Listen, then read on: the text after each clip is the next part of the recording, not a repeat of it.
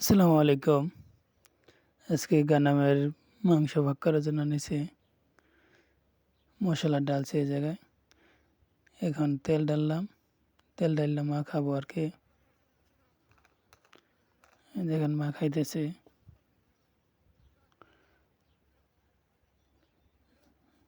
জাল একটু বেশি দিছি এই যে গানামের মাংস। যে মাখান শেষ আমার। বসায় দিলাম পাক করার জন্য। কষাইতেছি এখন। গানামটা অনেক বয়স্ক। এজন্য ভালো করে কষায় পানি দেবো আরকি। এই যে দেখেন পানি গরম করতেছি মাংস দেওয়ার জন্য। এই যে পানিও দিলাম। অনেক বয়স্ক দেখে পানি গরম করে দিলাম ভালো করে সিদ্ধ হওয়ার জন্য।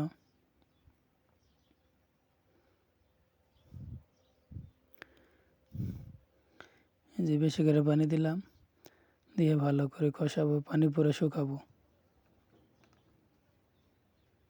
শুকাইলে এরপরে সিদ্ধ হইব আর কি।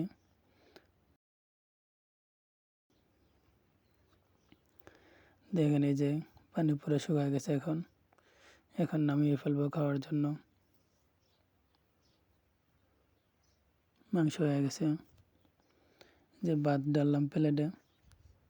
আমরা সবসময় সৌদি আরবে যে বড় প্লেটে খাই, 2 জন হোক 3 জন হোক সবাই একই সাথে খাই।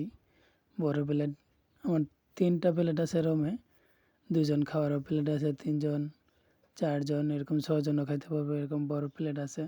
তো আমরা 2 জন খাবো দেখে একটু মাঝারি সাইজের প্লেট নিছি। তো আমরা এই যে শুরু করলাম বিসমিল্লাহ কইরা খাবার। আমরা 2 জনে খাইতেছি আর কি। এই দেখেন, কিন্তু মাংসটা অনেক ঝাল হয়েছে। গানামের মাংসটা সিদ্ধ হয়েছে ভালোই আর কি। মাংস এমনি পাক করাও ভালো হয়েছে, কিন্তু আপনার জালটা একটু বেশি হয়েছে।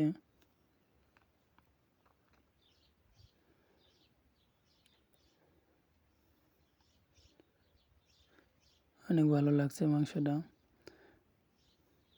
এই যে আমরা 2 জনে খাবার শেষ পর্যায়ে এখন। যে মাংস তরকারি দিয়া আমাদের খাবার তাড়াতাড়ি শেষ হয়ে গেল।